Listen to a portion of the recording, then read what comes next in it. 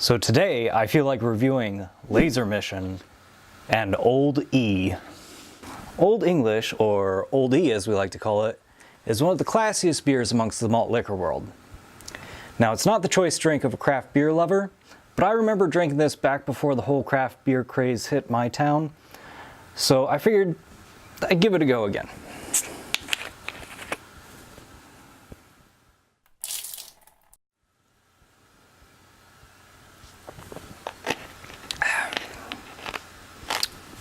It's actually not too bad.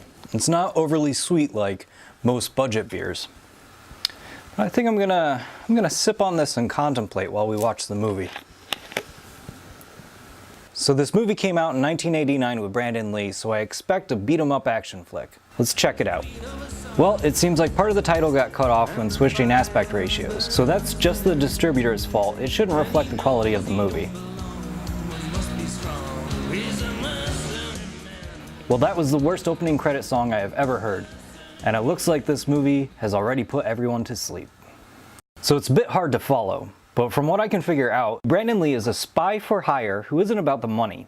He fights for love, and in this situation, he is in love with Ernest Borgnine. And who wouldn't be with his charming accent? What a strange approach. Okay, so I made some of that up, but I am finding it hard to make sense of any of this dialogue.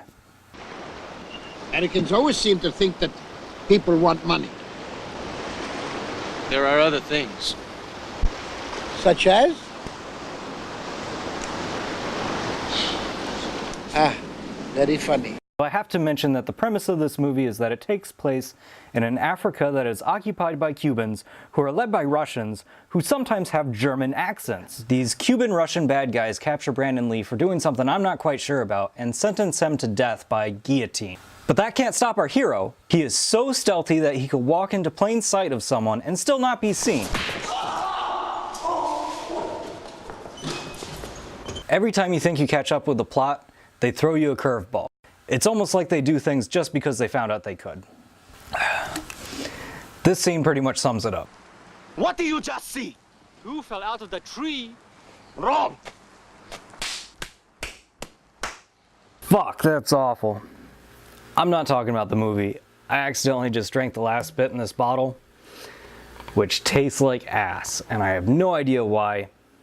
It just does.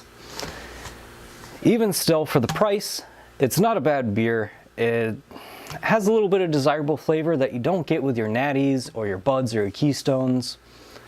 In fact, I think I'm going to get another one to help me through the rest of this film. So now comes in what I think is supposed to be the eye candy of the movie. At least I assume that's why she's the only one not wearing long pants here. Our hero is trying to contact her because she's the daughter of Ernest Borgnine. Turns out he's a master of disguises. He approaches her dressed as a medieval beggar.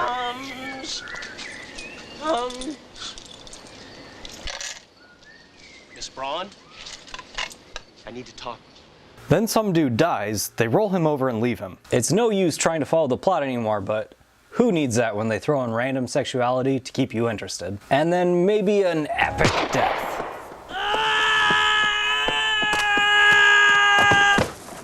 And just to make sure you're still not bored, why not a ninja?